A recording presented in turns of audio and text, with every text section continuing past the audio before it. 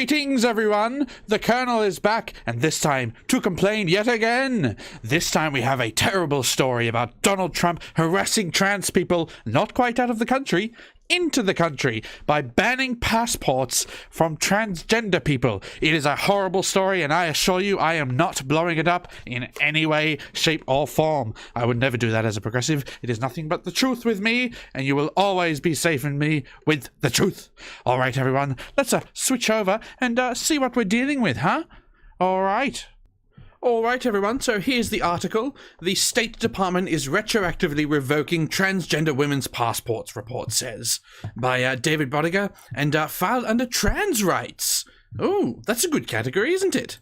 All right, let's get into the article here. We can see stacks of passports being denied here to beautiful progressive trans members of the community, in what may turn out to be yet another front of the Trump administration's war on transgender rights. And I'm surprised at how many people have lost limbs in this war. We should make a trans VA department or something. Some transgender US passport holders are claiming that the State Department has denied renewal requests even after the applicants already listed their gender as female on previously approved passports. That's interesting. I wonder if females who identify as male are having that change denied. I guess that just goes to show that even with trans issues, the patriarchy takes over all. Yeah. So 2 cases of this happening recently were reported by Them's Mary Emily O'Hara. In late June, Danny Askini, executive director of the Seattle-based advocacy group Gender Justice League. Now there's a comic that I'd like to read. The Gender Justice League. Oh, yes.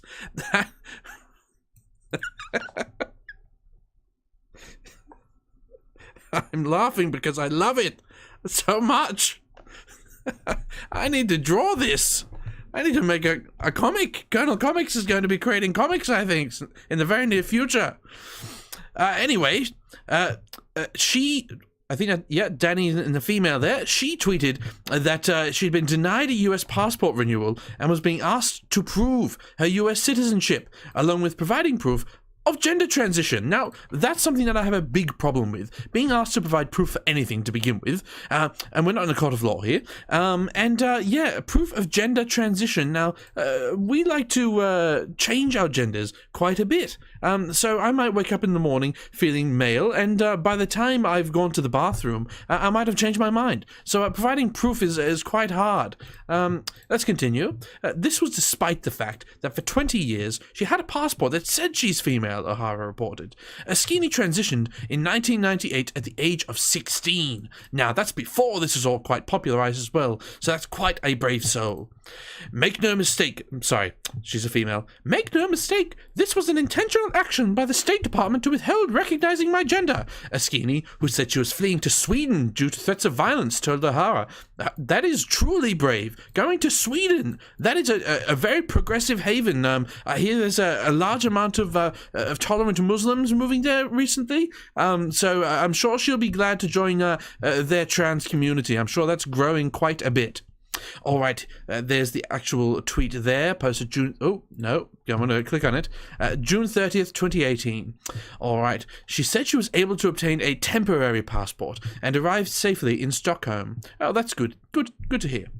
I wonder if we've heard from her since then. We should probably send someone to check in on her. The second case the report highlights is that of Janice Rose, a technology researcher based in New York. Rose said she's had a passport marked with female gender since November, but when she sought a legal name change, the US Passport Office responded by retroactively invalidating the change of gender market authorized in 2017. Now, Trump, he just continues on with this bigotry and hate. On July 25th, Rose tweeted, "Wow, the US Passport Office just called and told me that due to an error, the government has retroactively invalidated the change of gender marker it authorized on my passport last year." So even these errors that they've made, so we've quoted that, it's an error, but we all know that it's really bigoted hate from Trump, don't we? All right, so they've screwed that up monumentally, and they won't renew the passport with the correct name and gender until they submit a new doctor's note. Now, going to the doctor can be quite difficult. I mean, my doctor's already quite sick of me. I go there several times a week to change my gender, depending upon what mood I'm in. And, yeah, getting a doctor's note every time, it's quite hard. It's quite difficult, let me tell you.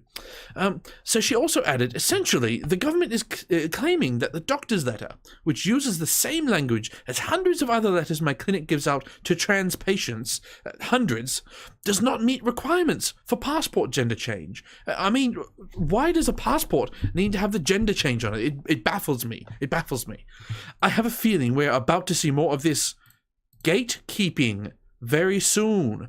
Good God, can something trigger me more? Gatekeeping in passports. Forget Comicsgate. This is Passport Gate. This is ridiculous. O'Hara said the State Department did not clarify when asked for why an already approved gender marker would be revoked. Askini believes she's being politically targeted. I believe that the Trump administration or someone in the Seattle passport office has targeted me politically and politicized the process for obtaining passports, she told O'Hara. Their actions and statements are not consistent with the actual letter of the code related to trans people. Well, that is just outrageous. Now, when they provided clarification, they might have issued some sort of statement perhaps, but one that we have not found acceptable, and therefore it didn't clarify anything. It's been more than once that's happened. So let's maybe have a look at some of these comments and just kind of see what the general feel is through here. So first one, now this has to come from the desk of Pence. Ooh, so it's not just Trump. Pence is getting in on this too. It's shocking to me that he has so much time that he can look at all these passports and just deny them. It's evil and delivered competently. Wow, okay, that's the first time I would call something from the Trump administration competent, but, you know, there's a first for everything. This is why we have to get Pence out before even thinking of impeaching Trump. Yes, we have to knock them off. Divide and conquer. That's what I always say. Divide and conquer. Incompetent and evil is always better than competent and evil. Wow, yes. All right.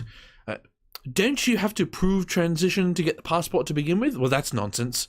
That's nonsense. A big butt and a smile. Yeah, sexualization in the comments. Definitely a right-wing bigot right there. Okay. Wait. So assholes in Greasefire administration. Ooh, that's a good one. Greasefire administration.